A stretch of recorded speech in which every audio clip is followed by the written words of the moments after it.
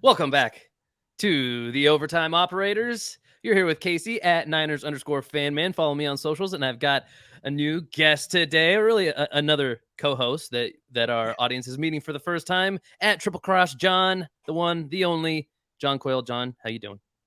I'm doing good, man. I'm excited to be on the Money Show. The Money Show is the show for me, I think. I Yeah, like I mean money you're a money and I like guy. YouTube shows. Yeah, so I'm a money guy. So let's do this. Let's talk money. But let's get into major news first. First up, we got last week I saw the show. Daps is super hot on JT. He said, I don't care if he's going to be on the pup. The value is going to be there. Just draft him. JT is Jonathan Taylor. Sorry, Jonathan Taylor of the Indianapolis Colts is still on the pup. That means he is out for the first 4 weeks. Do you think the value is there if you drafted him? I mean, obviously it depends on how much his ADP dropped, which I don't know for sure. You probably have a better feel for that than I do.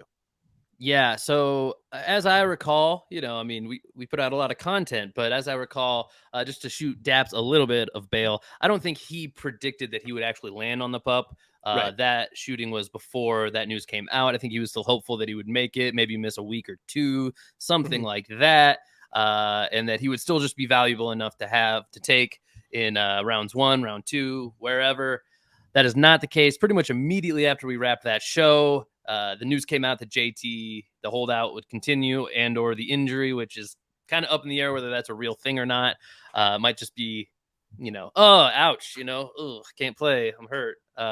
When really contract stuff is going on. So he is indeed out for the first 4 weeks. In fantasy drafts since that time, since that news came out, he has slid is the wrong word. It's not enough of a word. He's taken a free fall down Mm. draft boards, and his ADP went from in the first, maybe the second round, down into ninth, 10th round, basically, if we had an updated version of ADP. Of course, the actual ADP on platforms doesn't move that fast, but that's where he ended Yeah. up going in a lot of drafts is that late. I mean, depending on how your draft shook out for you, I actually don't hate that value in the ninth or 10th round. I I Yeah. I, I Yeah. would take I would take a Jonathan Taylor in the ninth or 10th round, especially if I needed running backs, and I'd just say, hey, I'll hobble through the first 4 weeks of the season, and then I'll have the freaking pick of the draft after that. 100%. At that cost, the value is definitely there. JT is a guy when he gets onto the field, regardless of what team he suits up for. A trade could still materialize. He could still Yep. end up on a different roster. The thing to keep in mind is any team that trades for him, they paid up to get him, so they're going to use him. And Mhm. same thing goes with the Colts. If he suits up for them, they're going to use him. They're one of the most running back needy teams in the league right now. So, people made the joke all the time that, what teams could be in on Jonathan Taylor, as in like which teams need RB help. And a lot of the media pundits, like the Indianapolis Colts. Yeah. That's the team that comes to mind. So either way, when JT does hit the field this season, assuming he does, he will be worth it. That's the only major risk you run is does JT have the gumption to sit out an entire season, pull a Le'Veon Bell, and just give up some money and try to find a better situation next year. I don't know. We still don't know. There's a lot of mystery in this pick. But if you ended up with Jonathan Taylor in rounds 8, 9, 10, I think it's probably a decent value. And if not, there's plenty of players you take in that range that never turn into anything. So he's just one of The those then. gumption. Does he have the gumption? Right. Does he have the stones, as it Not were? to, but last note on it. Not to mention, if you're in a keeper league where you keep players for the same price you drafted them into the next year, getting somebody like JT in the 9th, 10th round, Mm. he's automatically going to be the best value on your team, and he will be your keeper, and Yeah. then you'll win your league the next year. So That's actually a great point, especially it's like if you're in a money league that plays every year, like I mean, you could still play pretty well this year with him, but definitely tons of value. Like you're not gonna get any better value than that next year. So agreed. that's good. That's enough for Jonathan Taylor. We'll see if he has the gumption, the wit, the courage, the nuts, the Yeah, balls, the cojones. the cojones, as it were. Let's talk T. Kelsey. Travis Kelsey, questionable for week 1, hyperextended the knee on Tuesday. As of shooting, that is yesterday for us. I think this will probably be posted today or tomorrow. So, I mean, might be an update before then, because he is slated to play on Thursday. So if we get this video up tomorrow, maybe the news will be more updated. We're kind of hour to hour there. Hyperextension is no joke, and Travis Kelce is not young. What do you think about this? Sure. Travis Kelce isn't the spring chicken that he once was. He is the most established, probably the GOAT tight end already. And if not, he's clearly on the trajectory to be that in the NFL. Hyperextension, sure. Not a is a serious injury, but injuries happen in football. Mhm. Travis Kelce's going to have a great season. I would still bet on. But week 1 is really up in the air, and I tend to lean towards he's probably not going to play. I don't So think if so. you own a player like Travis Kelce in your fantasy lineups, hey, I'm the fantasy guy. I bring it all back to fantasy, really. You need to be looking for a pivot immediately because, yeah, that game is coming up. It's quick. It's the opening day game, and you have to be able to replace that production somehow Yeah. the best you can, which is impossible to do 100% with a guy like Kelce. But I think the main thing you need to look at here is monitoring his health. And let's just hope that he doesn't miss extended time.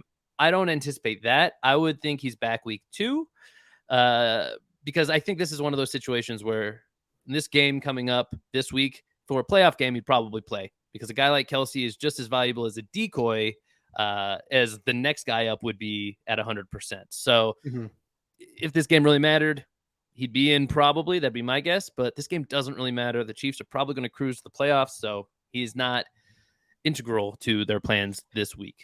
Yeah, with an extra game in the season, there's a little bit less urgency on every single game, especially week 1. Especially if you're the Chiefs, you got to feel pretty good about your chances to get in the playoffs. And then if you get in the playoffs, you got to feel pretty good about your chances of getting through the playoffs.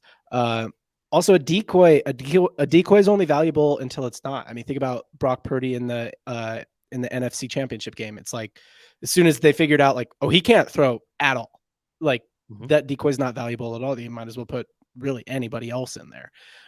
So I think, I don't think he will play week 1. If you're holding a player like Kelce, you definitely don't drop him off your roster. Where I maybe would look at going with this is if you got a week 1 matchup that you're pretty confident about, you think you could win, maybe look for just a high floor player, someone who you know is going to put up points, but won't really like kind of won't be anything to write home about. If you've got a week 1 matchup that you were already a little bit shaky on, you're probably not going to win. Go the opposite direction. Just grab a high ceiling player, plug him in, and if he pops off, then you're going to win. If he doesn't pop off, you're not going to win, and just kind of live with the result. My move, I do have Kelce in a league or two. My guy that I've pivoted to in a couple of leagues, just picked up as an insurance policy, is Dalton Schultz of the Houston Texans. He's gone mostly undrafted in most leagues, unless it's a very super deep league. I think he's one of those guys coming into the season with a rookie quarterback. Rookie quarterbacks love veteran tight ends that are sure-handed pass catchers, especially on that team where there's not a lot of fighting over the targets. There's not a lot of talent really on that roster yet on the offensive side of the ball. And he's probably going to be more that higher floor guy. And that's probably the best scenario you can get right now, trying to replace Travis Kelce in a week 1 lineup, because you don't even really know where to take the big swing on. Most of those guys probably got drafted for high upside. So yeah. Moving on, so we can get a little bit deeper into fantasy here. One more piece of news. From a decoy to a depoy. Here. From a decoy to a depoy. I like that. That was good. Depoy Nick Bosa, 5 years, 170 million, resets the market for edge rushers. Highest paid defensive player of all time. He's going to suit up for week 1. Obviously not affecting fantasy lineups all that much. If you have the Niners defense, helps a little, I guess. If you have, who would it be? Who are they playing week 1? Who are the Niners? They're playing the Steelers, Pittsburgh Steelers. If you have Kenny Pickett for some reason, then it probably affects you. But I don't know why you would have Kenny Pickett. You just already did bad if you have Kenny Pickett. So, we'll tease it. Maybe you got a super flex league. We're going to talk about that in just a second. So, yeah, but I mean, you're the Niners guy. Anything to just, you got a quick tag for Nick Bosa, or you want to move on? Yeah, I mean, we were waiting for this to happen. Niners fans were hoping this would happen as soon as possible so that he could get on the field for week 1, and it did. So yeah, again, mostly impacts if you like to bet on games. I'm sure this bumped the line a little bit. I haven't seen what the bump is exactly yet, but it gives you a little more confidence in the Niners team in general. This probably affects the betting line a little more than fantasy. That was kind of you were sort of Ricky Bobby in it before that. You're like, I don't Carl Brown real good. We expected him to come back. He came back. I know what to do with my hands. I don't know that it will impact betting all that much, even like Super Bowl odds for the Niners and stuff, because this was projected to happen anyway, really. So cool. Let's move to fantasy. So this sure. This is going to be an interest. Last time you guys talked about best ball. This week we're going to just talk about alternative formats. So, sort of the premise of the show, making money in sports. One of the things that I always look for in any money making opportunity is like, is there a different angle here? Like, there are a lot of really good fantasy players. So, especially if you're getting up into like bigger money leagues and really trying to make money playing fantasy, I think like a great way to do anything is just take a different angle on it. So I think what we're talking about today is a little bit different angle on fantasy in a different format of a super flex league. Yeah. Yeah. Superflex is my preferred format of fantasy football, for season long fantasy football. That is, it's something that gained a lot of popularity in the last 2 or 3 years. And I jumped on that train, and I think it's becoming more and more popular. I think it's on a trend to maybe become the most popular format if we were to project out the next, in 5 years into the future. You need a little time for the more casual players to kind of catch up to what it even really is. Well, I think that what's popular about it, or what makes it popular, is that it revalues quarterbacks. So to people who are more casual fans, it's just a lot easier, honestly, to play in a super flex league. And Yeah. it like the people who are sort of entrenched fantasy football players and have been doing this for a really long time, it shakes up their strategies and sort of like resets the game a little bit for someone who's new to come in. So I think that's kind of why it's popular. But yeah, I think you've got two lineups here. So we're going to break down these lineups. I'm just going to ask you some questions about them. So if anyone out there is playing in a super flex league, or for their first time playing in a Superflex league, they probably already did their draft, but just understanding the format of Superflex and why you do certain things is helpful, I think. So first question I want to ask you is, both of these lineups you're sporting in your Superflex spot. So that spot that says QWRT, which is quarterback, wide receiver, running back, or tight end, you are sporting a second quarterback. So both of these two starting lineups have two quarterbacks, and one of them you have Justin Fields and Brock Purdy, and the other one you have Joe Burrow and Josh Allen. I think I played in Superflex with you, like maybe the first time you played with it, maybe the first time you played in Superflex, and you did not used to run two quarterbacks. I think I like ran two quarterbacks, and you're like, I guess that's a strategy you could do. But let's talk about that first. Yeah, there's a million strategies, a million ways you can skin this cat when it comes to Superflex. I think that's one of the reasons why people like it so much. These two teams are actually from like sister leagues, like twin sister leagues, exact same format, exact same roster settings, as you can tell by all the positions there. So they're clones of each other, and these are two different rosters that I drafted here. And there is a little bit of a different philosophy in this team building. I do have quarterbacks in both of the super flex spots right now. That's not guaranteed to be the case every single week. But your why point earlier, why double quarterbacks? With quarterbacks being revalued, they're, at least in this league, the way the settings are in this league, the positions are pretty well evened out. You can see that, no player, regardless of position, is really outscoring the equal types of talent at different positions, if that makes sense. So, but still, quarterback at a certain point is it's a position you need multiple of in a super flex league, because it is viable in another spot in your lineup. So to have two or three quarterbacks on a regular fantasy roster is usually not the smartest thing you can do, unless the value just is perfect. When it comes to super flex, you need options, and we're all, of course, going to be drafting receivers and running backs through our bench. But yeah, you can see here, I mean, just looking at the projected, it's not an end all be all, but you can see projected from two different things. I have a plug in here from Fantasy Pros and from Yahoo. These are the two different projections for week one. Even Brock Purdy, who's not held up as a shining example of a QB you want to start in your fantasy lineups. I think he does crack the top 20 as far as production he could put out in week one and season long, even though here they say he's QB 24. You can see by projected points, he's likely to He's outproduce the guys who are on my bench, except for yeah. maybe this other quarterback who's young, who would be another flyer. So Yep. um, that's my quick Yeah, I mean, version of guys quarterback like there. Khalil Herbert and stuff. So the and I think that what it is because it's sort of rebalanced a lot of the scoring compared to a lot of format, like kind of the traditional format. Mm-hmm. The reason that two quarterbacks works is it gives you sort of like this foundation to work from. Quarterbacks get touches, right? So running backs and receivers, game script can affect their performance a lot, and they can have these boomer bust sort of performances. And somebody who's high touch, like a Derrick Henry, he's gonna get touches for sure. But Mm-hmm. there's very few people like that are like. That's a receiver that is going to get 10 targets, rain or shine, no matter what, no matter any game script. There's just not a lot of receivers like that. And furthermore, there's not even really a lot of running backs like that. There's very few. Quarterbacks will get touches on every play.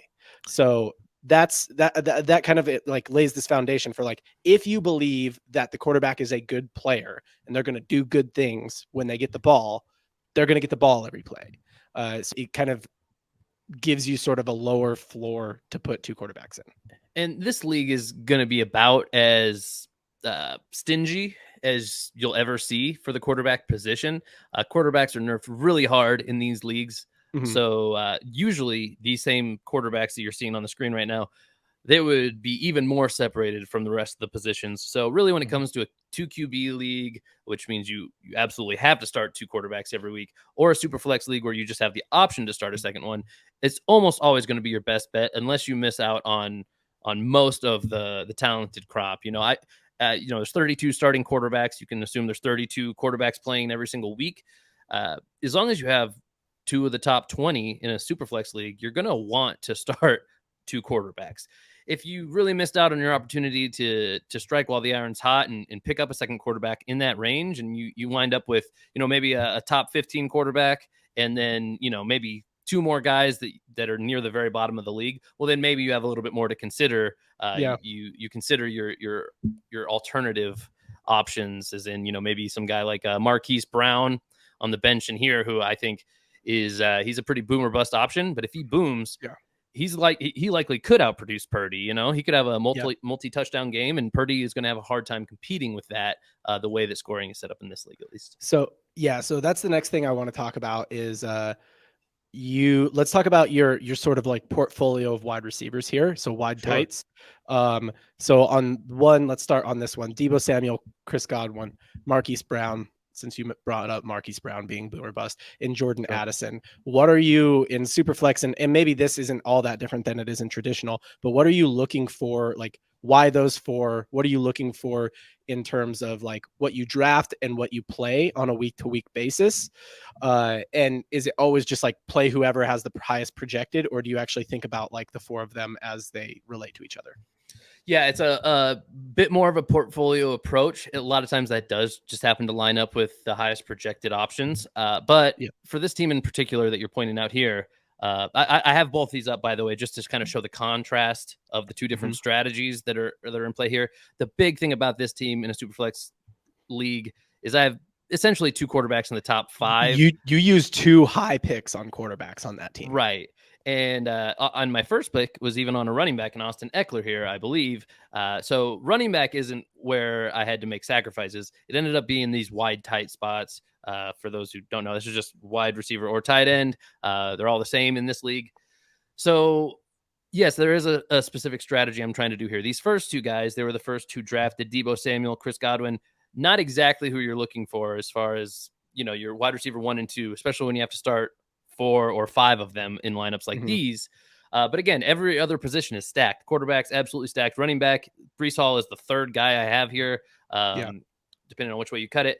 But the first two picks, because of other positions being stacked, I'm just looking for volume. I'm looking for guys who are going to get the ball. Yeah. Absolutely. They're going to get targets. They're Debo, for example, is Debo's actually gonna get touches. he's going to get not just targets, touches as well. Yeah, he's going to get opportunities to run the ball probably. They're going to get the ball in their hands a good amount.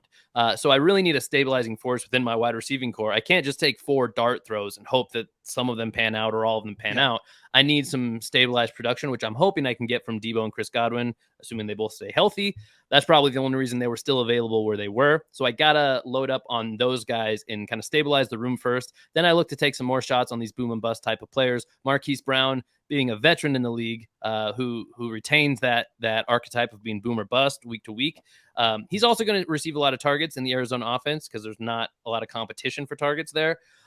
But we still don't even know who the quarterback will be there. So he still falls in this category of very boom, very bust. He runs a lot of deep routes. That's just the way the game is played for a guy like him. Then I just took a bunch of dart throws on rookies in Jordan Addison here, followed by Zay Flowers and Quentin Johnson and Rashee Rice. Those are 4 really talented, probably 4 of the top, 6 or 7 rookies you'd be looking to get at receiver. So I don't need them all to pan out. I just need a couple to, and between them, I can at least, even if nobody really jumps off the page compared to the other ones, I can work my matchups while I have these guys more in my just kind of glued into place, if you will, Right. in as a starter. So. Yeah, no, and I mean, so there's a couple different portfolio approaches to the wides because they're like the most volatile position, really. Maybe even more so than running backs is like you like that. Like, can I get a few guys who are slot guys who are going to get targets game in and game out, no matter who's covering them, no matter what the matchup is, they're going to get touches. And then, can I draft? This is a classic Casey strategy. Can I get 2 staples and then can I draft 4 dart throws? And I just want 1, maybe 2 to emerge as like they boom more often than they bust, So let's go to the other side there. Like what's your wide type portfolio looking like over there? Yeah, so over here in comparison, just team wide, obviously quarterback's not quite as strong at the first glance, and running back in the same spot really, because I have Brees Hall over here down in the flex position. He's one of my starting running backs over here. Not as many options at quarterback and running back. This is kind of the exact opposite build where I'm super deep and super strong, super top heavy at receiver. Yeah. One of the top 2 receivers, no matter how you cut it on this squad, Justin Jefferson. He's actually a keeper in this league, followed by another, again, no matter how you slice it, another top 10 option. Very rare that you have 2 top 10 options at wideout. A lot of teams like to get one of those guys early. When you have a chance to snag them, it makes that room for you loaded. In this kind of league where you have to start so many, I actually really like having this kind of build if possible, but you see it does hurt you at other positions. Meanwhile, another guy like Chris Godwin, who is over here, he goes from being wide receiver 2 here to wide receiver 3. So again, guys, you just feel more confident in to put up generally good numbers on a weekly basis. I'm 3 deep there and probably even 4 deep with a guy like DeAndre Hopkins, whose best days are almost for sure behind him. He's an aging guy. He's moved to a less explosive passing offense in Tennessee, but I see him as a very high floor player. And in week 1, I'm plugging that into my lineup just because I believe he will get plenty of targets and he'll be stable for me. And I'm giving the guys on my bench or a guy like DJ Moore a chance to show me that he has a high ceiling, but he's much more volatile. He's still the best option I have for this flex spot. So this is the strength of this team is receiver. I am very comfortable with all 5 of these guys. And I think I even grabbed, Marquise Brown here as my 6th receiver, whereas over here, he's the 3rd. You can just tell that this is a better receiver roster by a mile. Yeah. It's just going to be a matter of question marks. Lighter in the quarterback category, though, for sure. Okay. So let's move on to running backs. How do you build the running back portfolio?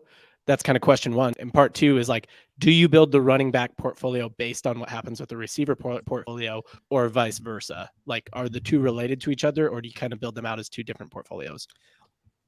Especially in a league like this, all the positions are related into one another. You're sacrificing one position if you're using your high draft assets on other positions. That's just the truth of it. And running back historically, traditionally is known as the most important position in fantasy football. I do subscribe to that philosophy in general. It doesn't mean you have to take them all at the very top of the draft. It just means you kind of can't be screwed at that position. That's really all you're looking to avoid. So you need value. And obviously there are some guys that you can see I've drafted in both leagues here. Brees Hall being a guy of value. he falls sometimes into like the 5th, 6th round because he's not maybe 100% here in week 1, but he is going to play week 1. We're not missing games from him, and he's probably a top 5 back in talent, coming off of an electric rookie season that was just cut short by injury. I mean, this guy, he's going to have an awesome career if he can stay healthy. I will take him as early as, maybe late 2nd round in like a 12-team league. When it comes to a, 3rd round, 4th round, 5th round, it's an auto smash almost. And then there's another guy here I'd point out, like a Devon Achane. You need guys, again, the theme when it comes to running backs is get your value. Devon Achane is a guy you can pick up in the later rounds of just about any draft, and he has extremely high upside.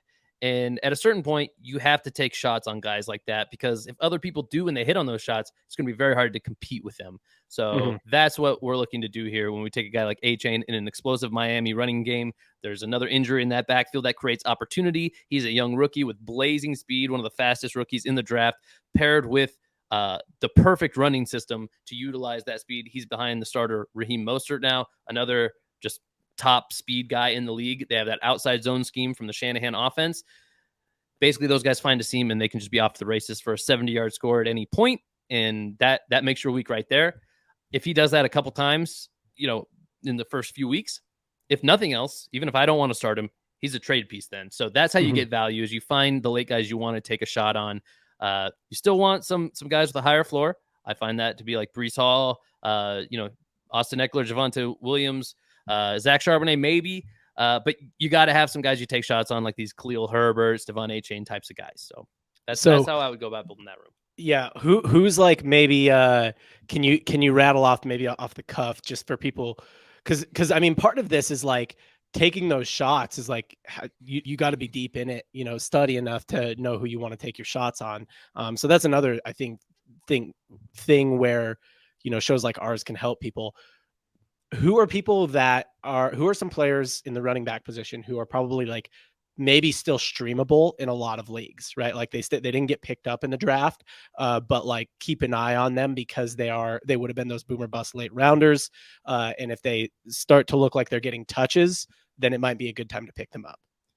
I think the most helpful thing I could say to people who need advice around that is you maybe missed the boat a little bit already. Those high upside guys, especially at the running back position, they will be picked through by the end of the draft, whether it's the last round or a few rounds before that, almost independent of roster size. That's the one position where people know they'll need extra bodies because they go down to injury so much more frequently than other positions. So if you find yourself like, trying to get some value off the waiver wire now, you're going to be wanting to take big swings on guys who just do show out in week 1, let's say. If you find that you don't have enough good bodies at running back, most drafts are over at this point.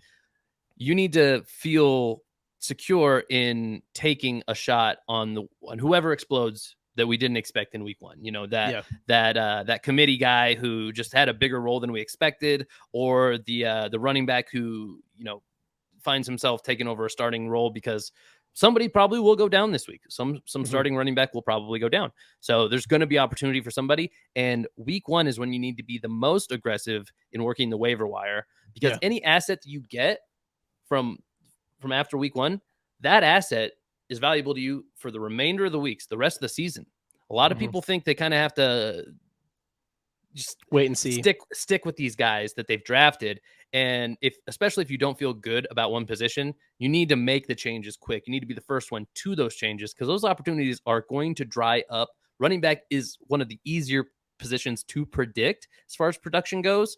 So like I said, honestly, if your draft is over, you probably missed out on your opportunity to feel super secure if you don't already. But the next chance will be post week 1. Just absolutely going and grabbing that guy who everybody's going to do it. And if you're in some kind of league with a fab system, which means you kind of bid and you spend a certain amount of your budget on a player, you got to go really aggressive. I mean, you could go spend 30 to 40% of your fab on some guy that might not feel right on, but you got to make that room right. That it is the most important position in fantasy, and you got to play that way. So a couple other questions on waiver wires and position groups. So first of all, like on waiver, is there a position group that you think is like easiest to stream and easiest to work the waiver wire on in? Yeah, not even accounted for in this league. It's kind of a new fashion type of thing where kickers and defenses are removed, but team defenses are probably the easiest thing to stream. Okay, but If in a you're going super up against the flex. Chiefs, yeah, if you're going up against like the Chiefs with a team defense, team defenses are still in most leagues, by the way, whether it's super Uh-huh. flex or not. So I do think that's the easiest to stream. If you're going up against a high powered offense, you don't want to play that defense, no matter Mhm. who they are, really. Besides that, streaming for like guaranteed production, it's pretty hard no matter where you are. Yeah. Quarterback, Streaming maybe isn't the right word. Just working the waiver wire. Is there like a position group yeah, where it's a little easier? typically receiver, depending on Mhm. roster formats. Here, obviously, there's a lot of receiver spots we have to account for, so it's a little bit tougher in leagues like this. But most of your leagues won't look like this. They don't have www all the way down here. Mhm. So there's going to be a lot of opportunity because there's just so many players who are relevant at that position in the league. I mean, just Yeah. do the math. There's 32 teams, and most teams have 3 guys who are viable options more or less for fantasy, somewhere in there at least. That's the quick math version I would do. That's almost 100 guys. They're Yeah. certainly not all rostered already. There's some of those guys are question marks. Some of them will break out in the way that we didn't expect. And similar to the running back advice, I'd say, if that's the weak position for you, then you need to be aggressive in adding anybody who does break out. Not a guarantee they'll be great all season, but Mhm. you gotta go ahead and feel okay in taking a risk there. So, and then last one, if you are like, let's say you found yourself OP in a position group. So, based on what you're saying, I would assume that if you after the draft are pretty overpowered at the receiver position group, Mm-hmm. working the trade market might be the move for you, right? Because you're going to be able to work the waiver wire on receivers later in the season. And if what you have right now is an abundance of receivers and you had to sacrifice running backs and or quarterbacks to do that, then maybe it's time to move some of those receivers for some other value at some other positions that are going to be harder to work the waiver wire on later in the season. Would that be accurate or not? Yes. Well, yes and no. I mean, the dirty truth about fantasy football, as much as we all love it, a lot of people find themselves in leagues where trades just don't happen all that much. So Yeah. those leagues aren't as fun. That is the reality of a lot of like home leagues, what are called home leagues, just Yeah. non-professional people just playing with each other for fun, basically, maybe for small amounts of cash. Um, if you are in a league where trades happen quite a bit, it's actually pretty similar to the NFL. You want to look for, I would say, don't force any trades early. Even if you feel like there is a glaring weak spot on your team, as long as you do feel like you are loaded, like for instance on this roster on the left, where here I'll get us out of the way here, where you can Mhm. see. I mean, like I said, I'm super deep at receiver here. I got a guy like Marquise Brown sitting on the bench. I'm 6 receivers deep.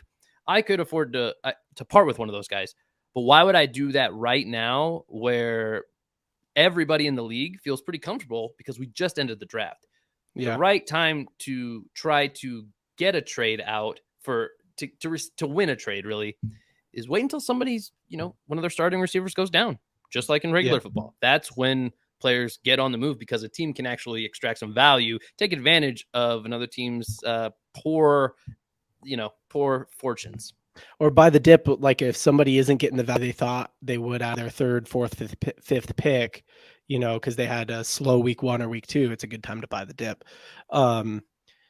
Yeah. Okay. So I think that's fantasy superflex. Is there anything else Yeah. you think is important to know specifically about the superflex format? The superflex format, just in general, it's almost always going to benefit you to try to stack quarterback a little bit more than you normally would, especially if you're newer to superflex. You'll find yourself sitting without any good quarterbacks if you wait too long. I mean, in most leagues, a good competitive player, one QB league, you might be able to wait till round 6, 7 to take your starting quarterback, and that's fine. And you might not even need a backup. If you can get a guy like Trevor Lawrence, for example, goes like 6th, 7th round sometimes in certain kinds of leagues. If I have a guy like him, I don't need a backup on my squad. I don't care if it's a one QB league. If you bring that same mindset into Superflex, and at this point we're past draft season, but if you brought that mindset into your Superflex drafts, you're probably sitting in a bad place at quarterback, whether you know it or not yet. And if you didn't know, you're going to find out the hard way real soon. So the same thing applies as far as advice goes. You're just waiting for somebody to pop off, maybe like a Sam Howell, a Bryce Young, one of those younger rookie guys who either are still available on your waiver wire or would be easier to trade for because there's somebody else's QB3, QB4 maybe, you want to just make a move quick on those guys before they establish their value really firmly over the course of like multiple weeks where they do really well. And you also don't want to miss out on that advantage of having two good quarterbacks for too long. So yeah, make your moves quick in that scenario for sure. I like it. All right, so let's move on to some betting. Let's talk about game betting week 1 of the NFL here, or game bets for week 1 of the NFL here, and maybe a couple prop bets. So we've got odds and money lines out we've got spreads and money lines out on all the bets for week 1 matchups. As you're looking across that, what is, kind of some of your favorite value bets here? Yeah, I think we'll probably just go through each matchup here. Oh, okay, yeah, we can hit that. So we'll have to be quick then. All right, so week 1, matchup 1, Detroit Lions, Kansas City Chiefs, minus 4.5 spread in the Chiefs' favor. I guess 6.5 point spread in the Chiefs' favor. Looks like something was probably moved and not updated correctly. So we can just assume it's somewhere in there. 5.5 maybe. 5.5, 4.5, 6.5 spread there as of the time of making this. We've got the Lions at we got the Chiefs at minus 250. So that's $100 bet to make 250 if you bet on the Chiefs, 205 on the Lions. So sorry, $100 if you bet on the Lions, $100 to make 205. I actually like this as a value bet. I don't hate the Lions. I don't really think they're going to win. But if you're looking for a value bet, I do kind of like the money line of like, you can double your money here. You think they can cover the spread is what you're saying. And I don't know if you can bet the spread on the money line actually, but I just like it as a value bet. Whether it is to cover the spread or for the win, I like the Lions. And I don't necessarily, if they do lose, I don't think they're going to cover a 6.5 point spread. I think if they lose, it's going to be worse than that. I think if it's within 6.5 points, then the Chiefs have played pretty bad and there's like a good chance the Lions could win. But I just like it at a plus 205. Honestly, I don't think the Lions are that bad. I think they're better than a lot of people think. I think they're better than essentially a lot of people are betting right now. And the Chiefs, the way that these odds are played out is that it's just based on how people are betting. And I think people overbet the Chiefs. So I think you can always look for good value bets against the Chiefs. That said, you're going to lose plenty of them because the Chiefs will win. But look, if you bet, every time against the Chiefs and there was a 205 money line, a plus 205 money line, if you won more than half of them, then you'd end up right side up at the end of the season. Yeah, I hear where you're coming from. Sometimes just the way numbers shake. Go ahead. What's that? Go ahead. Sometimes just the way that certain bets just seem juicy based on what you can win. It seems like the right bet to make. I tend to lean the other way here. I mean, the Chiefs are pretty sound favorites for a reason, even with Travis Kelce potentially not playing. I think that's probably what happened, by the way, here is they changed the line because Kelce might be out. So they probably switched it from 6.5 to 4.5 point spread, I would imagine. Mm-hmm. I would imagine that the Chiefs are going to win this game pretty handily and probably by more than 5, 6, 7 points, even if we're rounding up that 6.5 to 7. I would think that they win by a touchdown here for sure. So that'd be my thing. I would bet on the Chiefs here, but probably not my favorite opportunity either way. Just because it's kind of murky. We don't know that they might switch their game plan completely with Travis Kelce being out, where they just want to kind of establish the lead and run the ball, and kind of run the clock out, which is not really what we see from them. But this is the first time we don't have like a premier target for Pat Mahomes in a Kansas City Chiefs lineup. That's the other reason I kind of like the money line on the Lions. It's not a high value bet for sure at minus 250. You got to bet $250 in order to win 100, basically is what that means. I mean, I don't love that. That's why it's like, yeah, you could bet on the Chiefs and they might win plenty. But it's just, they're not high value bets. And every time they lose, they're just going to cut into you so much, So yeah, I don't know. This wouldn't be my favorite game to bet, but I don't hate this. Probably in my top 5 or 6 in terms of like, take the Lions on a flyer, but don't spend too much because they will probably lose. Let's talk Panthers, Falcons. Spread is minus 3.5, I think. Mm-hmm. Looks like spread is -3.5. Money line is Panthers at +150. So yeah. The Yeah, so odds the are line did move Falcons. here from -2 to -3.5. The Falcons Couldn't have been started -2 as though, the because it favorite. has to They're be a even half. more the favorite now. So Yeah. Has to be a half, I think. So yeah, -3.5. Panthers money line is +150, meaning $100 on the Panthers gets you 150 if they win. I bet you like this one because you think the Panthers are going to win this one. yeah, I actually don't mind it here. I think that there's a lot that we don't know about the Panthers. It's a young offense, I think a young team altogether. At least it's led by Bryce Young, a young guy, let's say. And the Atlanta Falcons, they have some talent on their team for sure, but we haven't really seen it come to fruition in the NFL here. So I guess I see this as an opportunity in a game where the teams seem pretty evenly matched. Mhm. Take the dogs.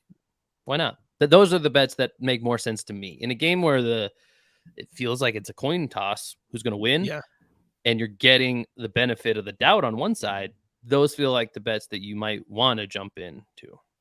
Yeah, I get you. I would say for me, I probably just wouldn't really I would check on this one altogether just because I personally can't I haven't like really looked into this game and these teams enough to like be confident in a bet here. But yeah, I mean it's not a bad principle to go like, find those 50-50 games and then find where you get a good value one way or the other. If you do that every week with all of them, then if you're right about them being 50-50 games, then you end up right side up in the end, right? If you look at it like a portfolio of betting. Let's go Bengals, Browns, the battle of the orange. I think we're at -2.5 points for the Bengals on the spread. I don't think the spread is a great bet here. Money line is Browns at +118 and Bengals at -140. I think the Bengals are a great value bet here. I agree. The Browns are one of a handful of teams that seem to come into every season overhyped. Mm-hmm. And particularly, they haven't really ever established much success just as an overall franchise. They've made the playoffs once in the last few decades, is all. Mm-hmm. And that team was pretty different than the one that's taking the field now. I'm not saying they're a terrible team, but you know they they don't belong anywhere within sniffing distance of the Bengals, who's perennially a top 5 team in the NFL. So, Yeah.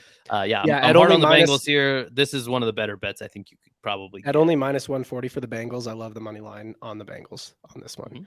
Mhm. All right, Jags versus Colts. I don't have the spread here because its spread has to be a half, right? But I'm seeing something No, I different. don't. I don't think it does. I don't. I'm not the most senior better either, but it doesn't have to be. Jags are favored by 5 here against the Colts, so at the Colts as well. So, Mhm. usually, as far as my understanding, usually the home team gets about 3 points just given to them.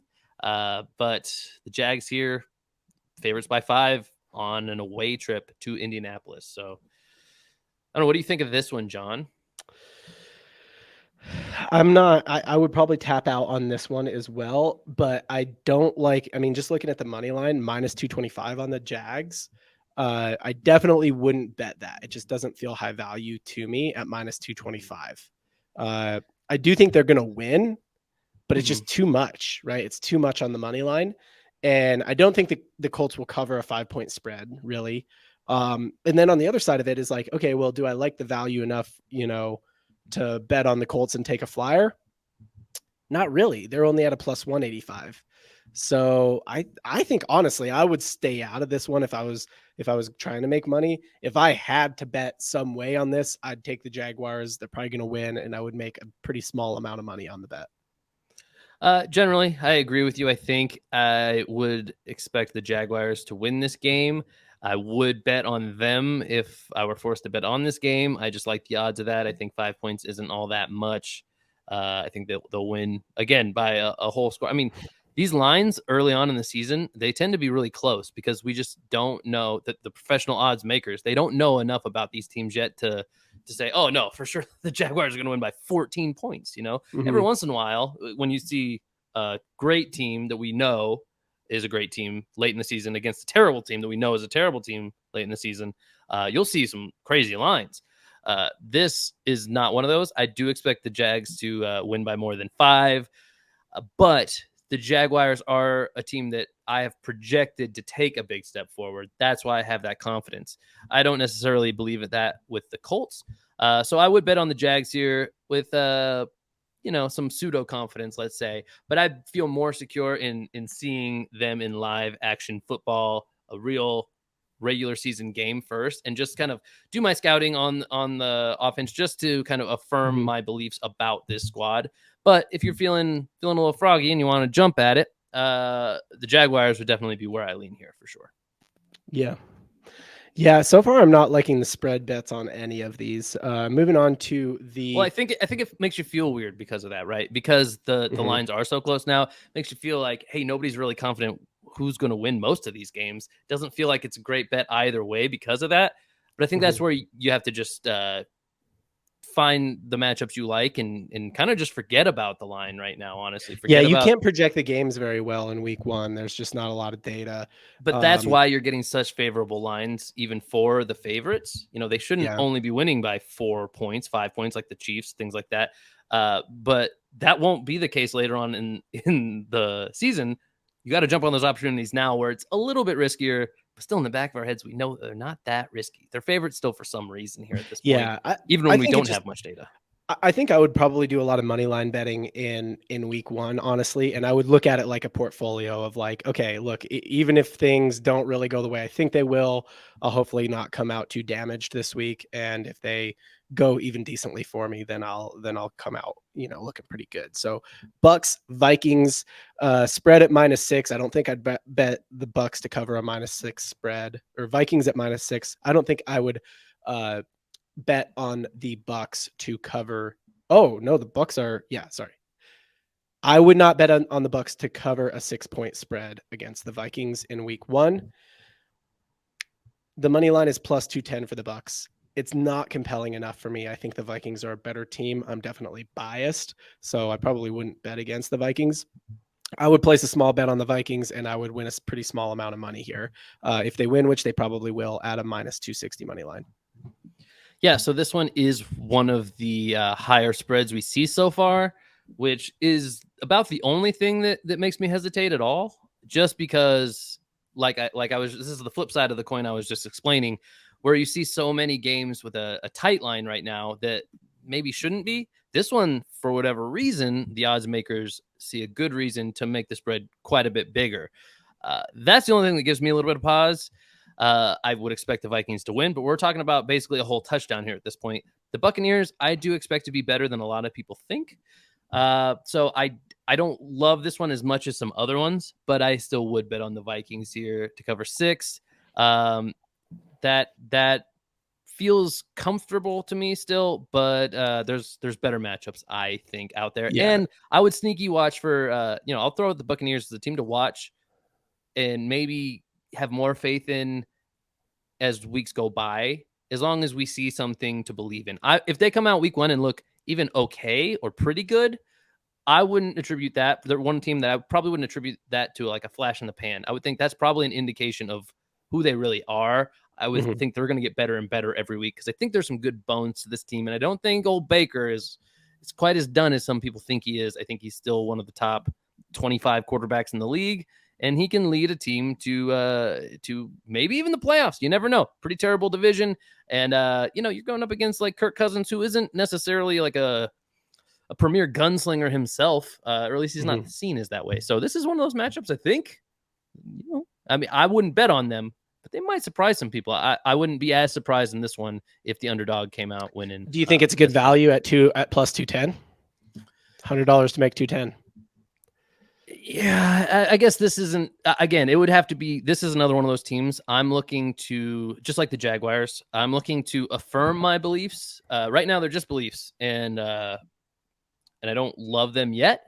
But if I see something that makes me more sound in those beliefs, I'm going to assume it's actually a trend and not just a blip. I think it's actually trending towards their true identity. The Buccaneers, especially if they win this game, I'm going to say the Buccaneers are a good team then, not, hey, they got lucky in one game. Same thing with the Jaguars. If they win, they're a good team.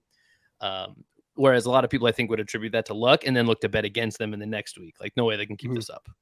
I'd be hesitant on that take. Okay, so we got Titans at Saints. Mhm. Saints minus a 3 point. Saints are a 3 point favorite here. Mhm. Titans plus 140, so 100 to make 140. Saints minus 165, so 165 to make 100. What do you like here? I haven't looked at all of the matchups in totality as far as like the betting lines and the spread here. But so far, this feels like one of my favorites.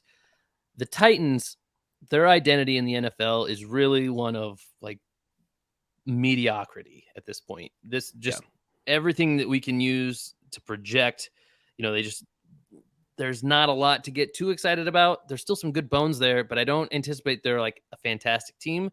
I would probably project they miss the playoffs. I think the Saints are probably just barely on the other side of that line. I would project they probably do make the playoffs. And this is a good matchup for them. The Titans are also known as a team that kind of picks it up towards the back half of the season. There's jokes about Derrick Henry that he's only good when snow is on the ground, which is it's just a joke, of course, but it's funny because it's relatively true over the course of like the last 5 seasons or so. I He would say takes a he's good significant all the time. He's he great when snow's on the ground. he just gets rumbling. It has nothing to do with the actual weather, in my view. It's just kind of like getting that Yeah. rumbling going. He's And even from game to you game, get he's a you get up force of there in nature. years, it takes some time to get the engine warmed up. Exactly, Takes a exactly couple that. weeks. And on the flip side, the Saints, they've made quite a few changes. They are looking to come out with a new identity and impress week one. So they'll also keep their foot on the pedal. If they are winning, they're not going to play, in my opinion, they're probably not going to play super safe ball and just try to nurture a lead and drain a clock to victory. I think they're probably going to try to come out and win by multiple touchdowns, even if they're Mhm. already ahead by, 10 points, let's say at halftime. So as far as betting, on who's going to win here and against even a small spread kind of thing, the Saints are probably one of the juicier bets I see so far. So Saints to win, beat the Yeah. spread. Yeah, I like Saints money line at minus 165. It's not too ridiculous to me. But this is one of those, like we were saying earlier, staying intellectually consistent, taking a 50-50 game. I feel like this one's a 50-50 game, similar to Panthers Falcons. So if I'm taking like looking boom, boom, boom, here are all the 50-50 games, let me take the dog in that one. And then I don't have to win all of them. I just have to win enough of them, right? Or I don't even have to win half of them. I can win under half of them and end up right side up. So if that's the strategy, if that's the portfolio betting strategy of the week, which is kind of, that's kind of what we committed to earlier or what I committed to. Maybe you committed to it, but now I'm like, I'm on board with that. You sold me. Then I'll go Titans at plus 140 here. Interesting. Okay. I mean, I think we know what to I expect don't from think I would them. bet this And one. I don't think I would bet this one in all honesty, but if I had Mhm. to, that's what I'd go with. I think we know what to expect from the Titans. I think even in your review, that's probably true. We've seen most everything we are going to see from their major pieces already. It feels Yeah. to me like that's just more of a bet against the Saints, whereas I'm probably betting for the Saints, really. Right.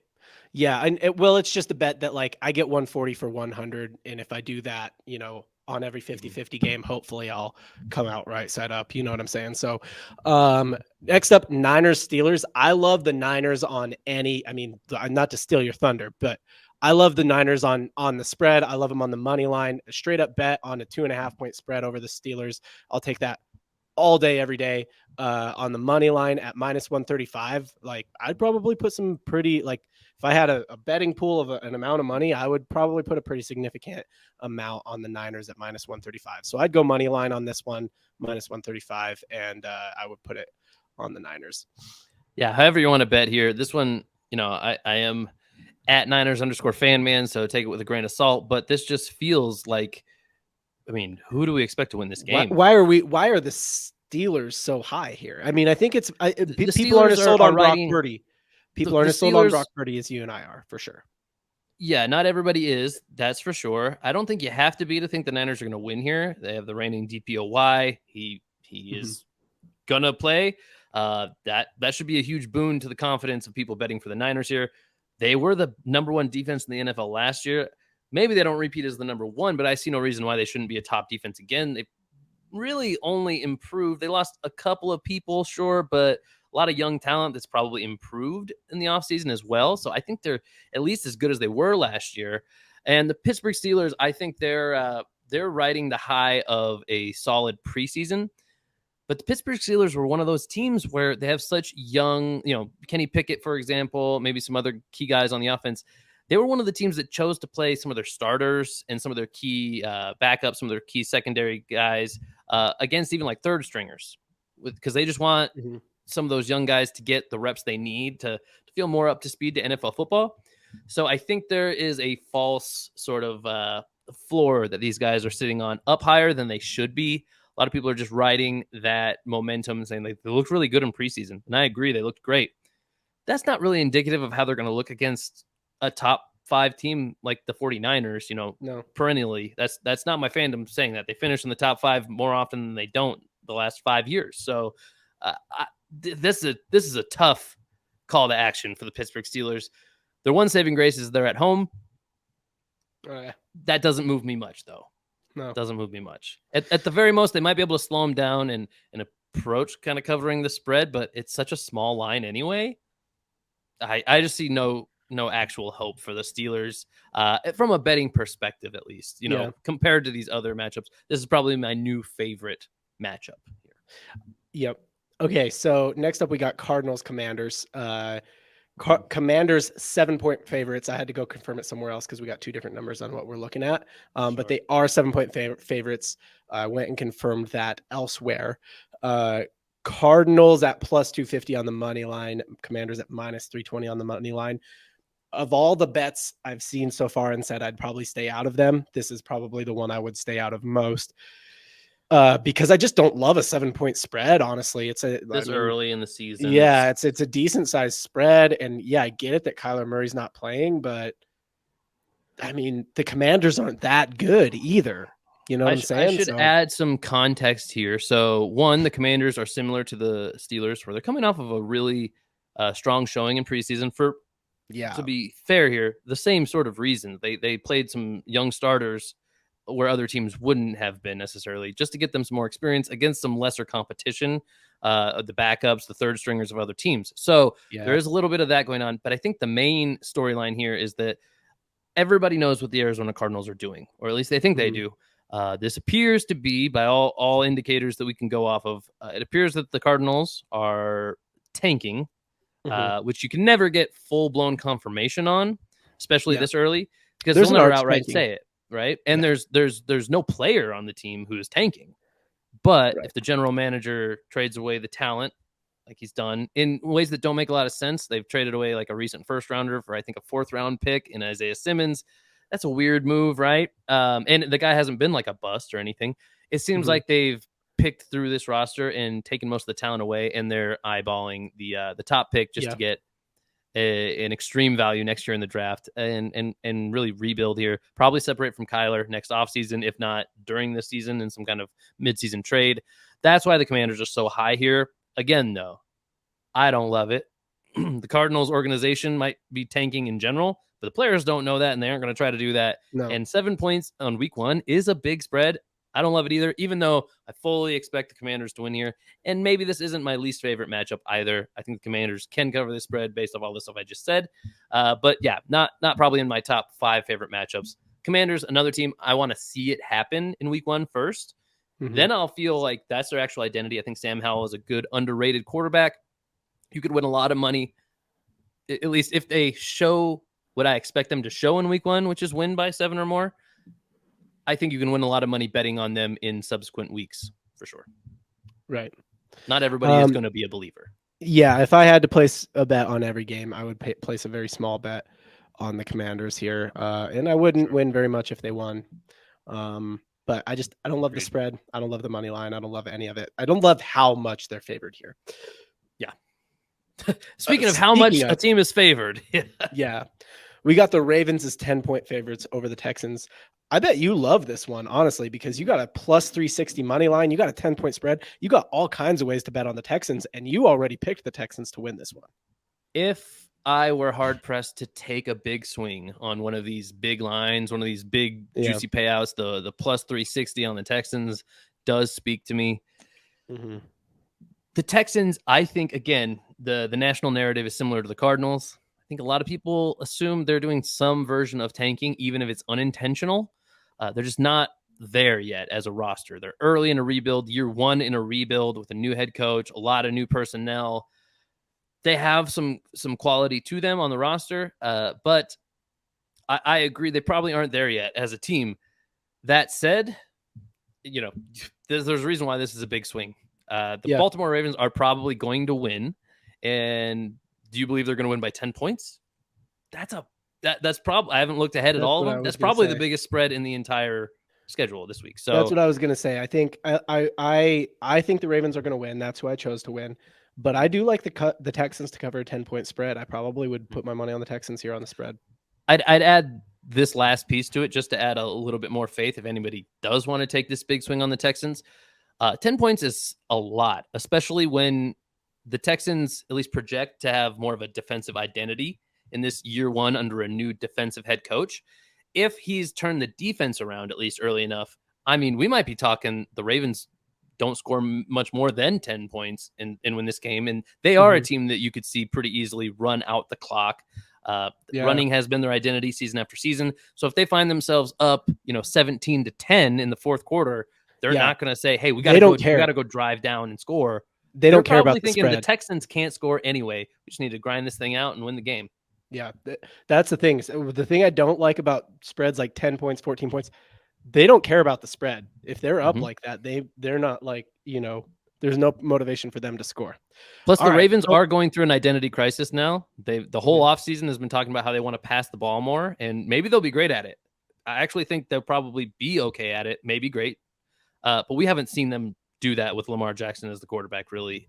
Not really ever. Even his MVP season, this is mostly because of how well he could run the ball and still pass fine, Yep. All right. So next up, we got the Green Bay Packers and the Bears, the Chicago Bears, going from the biggest spread to the smallest. Bears are 1-point favorites in this game. Money line is -105 on the Packers, -115 on the Bears. So you're minus on both money lines. That's how close this game is.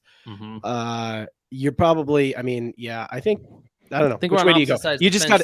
You just got to go with who everything's going to win this one. I'm not passionate about it, honestly. I think, who did I even pick? I know that you like a guy in Jordan Love on the Packers. I think that's where you've landed on this one in our talks off camera. Yeah, well, I think on our other show on Triple Cross, I'm like, hey, I'm on board with Jordan Love. If I had to bet on it, though, I'd probably take the Bears. I do think they're probably going to win. I'm just, I'm Team Love. I'm Team Love. Like Love. Jordan Love has been in the league longer than Justin Fields, but Justin Fields has a whole year of starting under his belt. And I like the sophomore breakout in Justin Fields more than I like the third, fourth year breakout of Jordan Love when he's been kind of ripening on the bench. Right, exactly. And that's not to say that can't happen. Maybe they both. It happened with it happened with his predecessor for sure. Yeah, for sure it did. I don't have as much confidence in Love as some people, for sure. The national media is pretty high on him because it's a team like the Packers. Everybody wants to Love every year, just in general. Even if you're not a big Packer fan, they get a lot of love. They're another one of those teams. They get a lot of love year to year. And the Bears have been so bad for so long, they kind of get a lot of hate, even if it's not necessarily due to them. Justin Fields did a lot of good things last year, and I don't mean that in an apologist type of way. Take whatever context you want. Justin Fields had good games, and you can't say that about many Bears quarterbacks in the last 10, 15 years. And I think he can throw the ball, and now he has a new premier target in DJ Moore. I think that's the secret sauce. I know this isn't the fantasy section, but that's probably my highest exposure rate to especially a tandem. I have that tandem on multiple different fantasy teams. I think Justin Fields, DJ Moore, they might not be the biggest combo of players, the new breakout sensation, but I think there's a lot of value there, and they're gonna score a lot of points together. Yep. Yeah, so we're gonna bet the Bears to beat a 1-point spread. Bears. Here. The Bears to beat a 1-point spread. If they're going to win by more than one. I mean, I guess it's possible to win by 1 point, but how often does that happen? Almost never. It's very hard. Very hard to win by 1 point in football.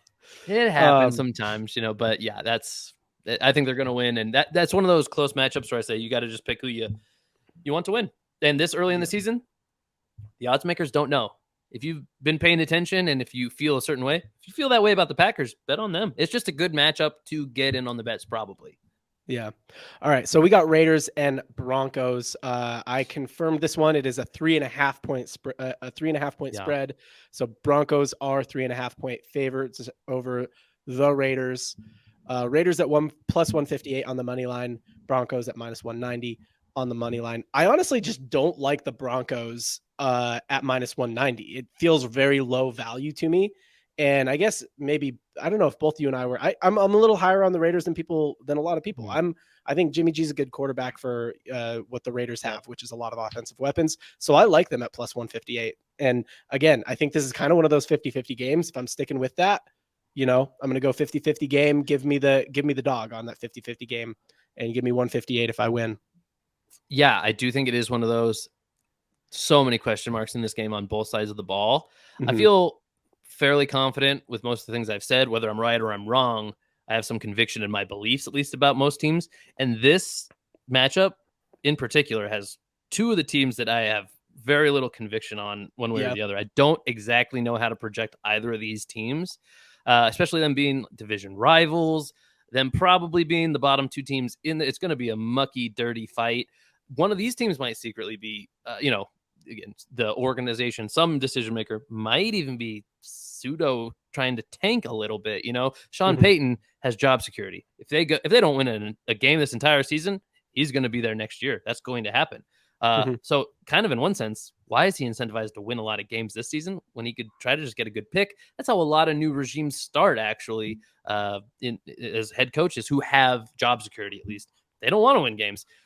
That said, I don't think that's really how anybody is looking at this game in the organizations. Both these teams have playoff aspirations, I would assume, but I don't know what their identities are going to be. Russell Wilson is the biggest coin flip in the world right now, in the NFL world, that is. And Jimmy G, outside of the Kyle Shanahan system, another one who's he going to be now that he's separated from that system? He's had the benefit of being on two incredible different teams in the Patriots to start his career and the Niners. Now he's with the Raiders, who, might be a part of Raider Nation. You might love them. I like Devontae Adams, solid player, Yep. but the Raiders are not really known for their team success, let's say. No. No, they're more successful when they go to Josh Jacobs, and hopefully they'll know to do that with Jimmy G. But yeah, you're right. It's like, what are we going to see out of these teams? I don't know, but I do like the Raiders at plus 158. If it's 50-50, I'll take that plus 158 Yeah. money line. I like your take on it. I want you to bet that, and then you tell me how it goes. And Yeah. I just want this is Yeah. a matchup, a red flag to me as far as Yeah. my I just don't want personal to get in it wallet. at all, is what you're saying. Yeah, Yeah. I can't create a narrative in my head that I'll feel strongly about. I think as soon as I place the bet, it'll be one of those things where I go, I I think wish I'm the I wrong had way done that. on it. I just Yeah. I just don't want to be a part of it. All right. So next one, we got Eagles and Patriots. We got the America game. Confirmed this one as well. Eagles are 4-point favorites in this game. Money line is minus 195 on the Eagles, plus 162 on the Patriots. Yeah, give me the Eagles. I don't care which way I'm betting. I mean, the Eagles to win by more than 4 points. Give me the Eagles. I mean, I don't know why the Patriots honestly are. This should be a higher spread to me. Minus Yeah, 4. it's just because it's week one, and I think this is one of those matchups that illustrates for you personally the principle I was trying to explain. Where if this matchup happens in week 12, the spread more than likely is still in the Eagles' favor by 3 times the amount almost. Yeah. That's just if it goes the way I expect. But in week one, they're not quite that sure, even though the Eagles were a top 2 team in the league last year, and the Patriots. I mean, they didn't even have they were probably in the top 20. So this is one of those I would bet on, and it'd be for the Eagles. Bet it however you want. It feels pretty safe. It's in the top 5 of the matchups for me now. Yeah. All right, next up, we got Dolphins at Chargers. Didn't confirm this. Chargers are either a 2.5-point favorite or a Looks like 3. they're a 3. They opened at a 2.5, and now they're a 3. Okay. Chargers are a 3-point favorite. Dolphins plus 140 on the money line. Chargers minus 165. I like Dolphins at 3 points. What do you think? This is one of those where you kind of, I think we touched on it a bit in fantasy aspect. Maybe there's some teams you want to win, regardless of whether you think they're going to win. And Right. I think for me in particular, it's hard for me to separate those two views in this matchup in particular. I think the Chargers are a bit of a two-faced team. Last year they disappointed, but generally speaking, most people think they're a good team, a playoff caliber team, just kind of year after year with the pieces they have. The Dolphins, I think, are that too, but I'm a little bit more just in on the Dolphins. There's a lot of pieces I really like. There's a lot of philosophies that I really believe in that the Dolphins subscribe to as far as just, football philosophy goes. So I like the Dolphins here. I would bet on the Dolphins here, but it's harder for me to tell in week one, at least, where we don't have much to go off of. It's hard for me to tell if I'm doing that based off of a narrative I've created for myself, or if I really, really, with my football brain, believe they are the better football team here, where the odds makers who, they get paid to do this stuff, they think the Chargers are winning by 3. Yeah, I mean, this is based on how people are betting. You know what I mean? That said, I feel good enough about it to where I still this is one I probably would pull the trigger on and bet, because there's this, we talk about making money. We talk about making money. But if you do feel the way I just described about a team, do it. As long as you're not betting your house, not betting your mortgage. If you're looking to make $100 bet and you have $100 to lose, you should only bet what you have to lose. By the way, just good betting advice, not financial advice, but it's please good advice generally in life. And if you feel that way that I just said about a certain team, whether it's the Dolphins or not, those are ones that'll make you feel good if you do win, even more so, even more than the money value you want. I like Dolphins at plus 140, another 50-50 game to me. So again, if my portfolio strategy is to bet the dogs on the 50-50 games, then I'm going to take Dolphins at plus 140. Agreed. A particular set of dogs that I like there. So let's move on. Rams at Seahawks. Seahawks are a 5-point favorite, looks like. Rams at plus 196. Seahawks at minus 240. I actually don't hate the Rams at plus 196 here. I really don't like the Seahawks at minus 240. It feels way undervalued to me. I do kind of think the Seahawks are going to win, but I don't think the Rams are. The Rams just had a really bad year last year, but I don't think they're a bad team. Like, I think they're a fine team.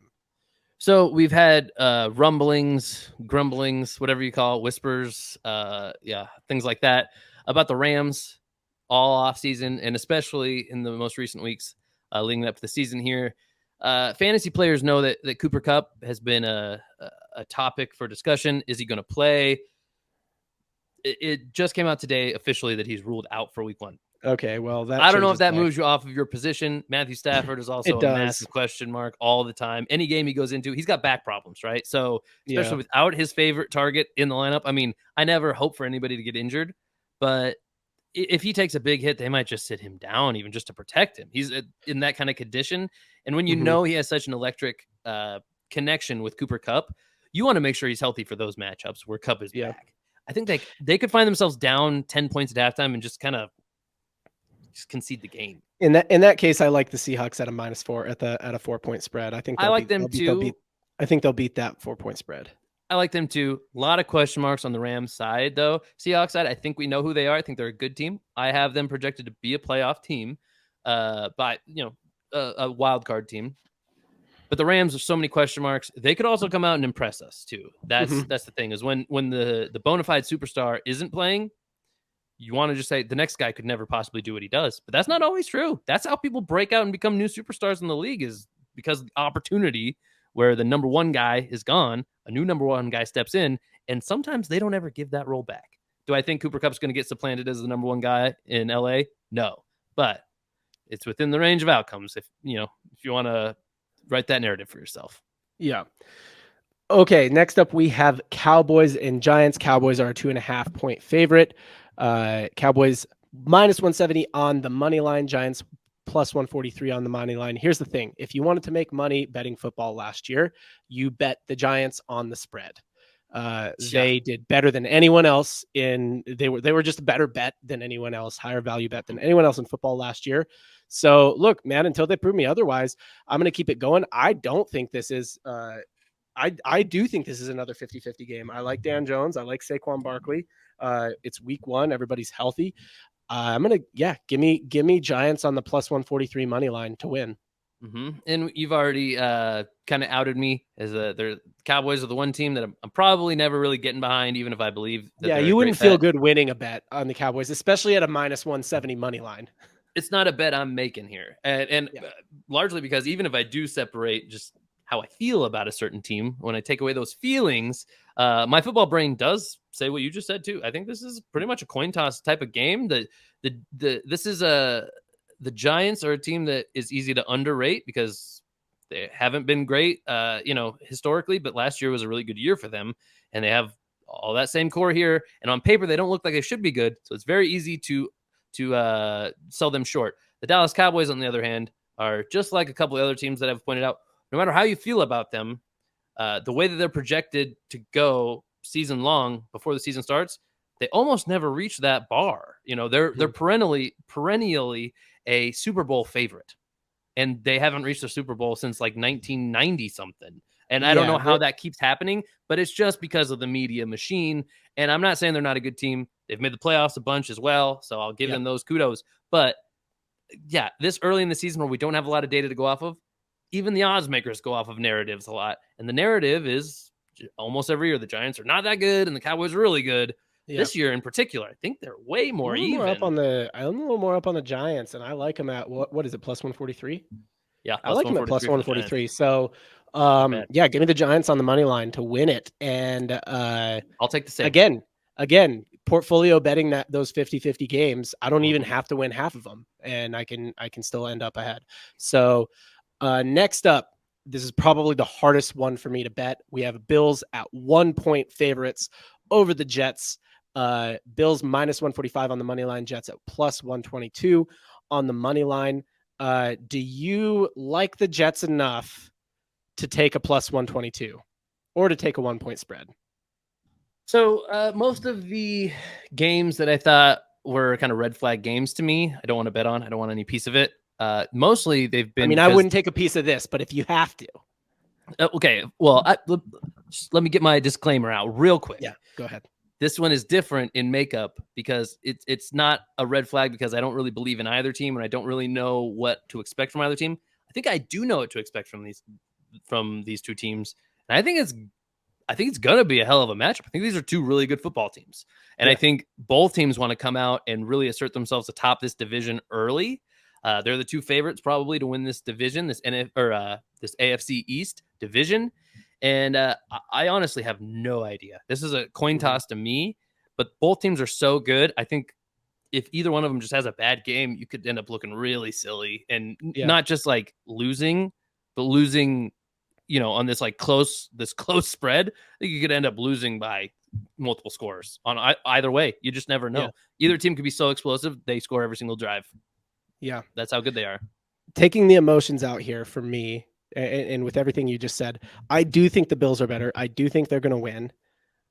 But if it is a 50-50 game, then I have to stick with my portfolio strategy and take the Dogs and the Jets at plus 122. Again, I don't even have to win half my bets and I can still come out ahead if they're all 50-50 games like I think they are. The question is, do I think this one's a 50-50 game or not? You do. Sounds like you do. I do. I'll follow you then. I'll take the Jets at plus 122. This is by far the highest caliber pair of teams in what I would call a 50-50 matchup. And I got to say, good on the NFL schedule makers here in making this the first Monday night game. I think this is going to be the matchup of the week. Did the trade already happen before they made did the Aaron Rodgers trade already happen before they made the schedule? Okay. Yeah. Yep. Yeah. Good on them. They knew what they were doing. Yeah. And it's going to be electric. These are two of the most complete teams in the NFL. What's the strongest position group of any of these teams? Who's to say? All of them. Both have great quarterbacks. They have good enough running backs at the very least. The Jets have great running backs. Receivers, both sides have great receivers. Defenses included. Great defenses, too. These are two playoff-bound teams, in my opinion. So just to be clear, playoff matchup in week 1 on Monday night. So just to be clear, I think both of us would actually stay out of this action entirely. If I had to take somebody, I would take the Jets at plus 122. What about you? Yeah, I'd be with you on that one. Again, the Jets are just a team I have a little bit of a soft spot for. Mm-hmm. And I guess I'm pulling for them a little bit. And that's not how you should bet. But in a game that you think is a total coin flip, I recommend using your heart in those situations and those situations alone. Yeah. If your brain tells you anybody could win, might as well go with the team you want to win. That Yeah, said, go with the team that I'm you not would betting feel on it. better winning the bet with. You know what I mean? Exactly. Why not? Yeah. Why not? If you're determined to bet on it, Mhm. then that's the only way to do it. Yeah, I mean, and also just don't be afraid to stay out of action that you're not confident in. I mean, that's probably the best advice for actually trying to make money betting. But yeah, I mean, we're kind of playing a game here where it's like, if we had to go in, Mhm. this is what we would do. But I think it's, smart for us to kind of say this is the action we'd stay out of. That's definitely action we'd stay out of. I would just enjoy that game on Monday night with no money on the line, honestly. To recap, I'd say bet on the Saints, bet on the Niners, bet on the Eagles. Niners Niners is where at least half of my betting budget is going this week. Honestly, that's the best value bet of the week. And I would probably only feel confident enough in those 3 matchups I just said. And yeah, whatever budget I have, I don't know how I would allocate it, but it'd be across only probably those 3 matchups. I feel pretty good about those. Yeah. Whereas it sounds like you probably would bet across more and try to win on a portfolio. I would put a lot of money on the Niners, and then I would probably use that portfolio strategy of betting the underdogs on the 50-50 games. I'm with you. I'll go with that 50% on the Niners and then just 25 on the other 2. Yeah, I like it. I think that's it. That's the show today. Yeah, man. I had a ton of fun here. Love talking NFL. I know that selfishly, this is really nice for me that we're starting this show. This is episode 2 of Overtime Operators. Thank you all for listening, for watching. If you're watching on YouTube, if you are on YouTube, like and subscribe. Of course, we're building this community here. Like John mentioned before, we are hosts of another sports pod together where we do less talk about making money in sports. We just kind of vibe out and have fun, silly times over on the Triple Cross podcast. So if you're into sports podcasts and you're in on us, which if you've been listening this long, you probably are. Hopefully you are. Go check out the Triple Cross podcast because we have a fun old time over there. Yeah. Oh, and I was going to say, I know you're excited for when the NBA season will start. So yeah. Don't think we're only a football pod here, guys, because it's just football season. That's all. We're talking about making money in whatever sports, football, basketball. Those are the ones we know best. Daps, I think, knows baseball. So maybe we might not get into the MMA world and stuff like that, but we're open to it. We're just talking about like, hey, if this is your hobby, if this is what you're into, how can you make it more than a hobby? You know what I'm saying? Make you some money. Make some. I love it. And one of these episodes soon, we'll get into the content side of things because the way we chose to try to make money in sports is to start podcasts. So, how honest would we be if we didn't describe that as a potential way to make money in sports? Well? It's a pretty good way. Yep. We like. All right, man. Good show. See you next time. Thanks. Bye. Bye.